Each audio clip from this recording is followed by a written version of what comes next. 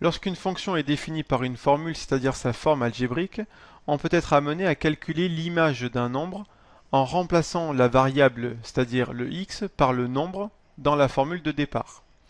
On prend un exemple ici d'une fonction g définie par l'écriture suivante, l'écriture algébrique, g de x égale 3x au carré plus 2x moins 5. On souhaite calculer l'image de 4 par la fonction g, c'est-à-dire calculer g de 4.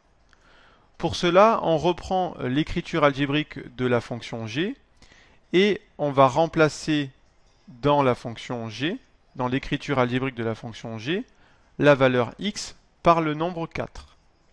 Ici, attention, la variable est désignée par la lettre x, mais ça pourrait être une autre lettre avec une autre fonction. L'idée, c'est de prendre la formule au départ et de mettre les signes de multiplication qui sont cachés. Par exemple, entre 3 et x au carré, il y a une multiplication, et entre 2 et x, il y a également une multiplication.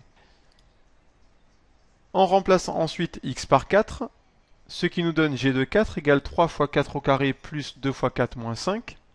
Et on applique ensuite les priorités de calcul opératoires, en commençant d'abord par les puissances, puis les multiplications,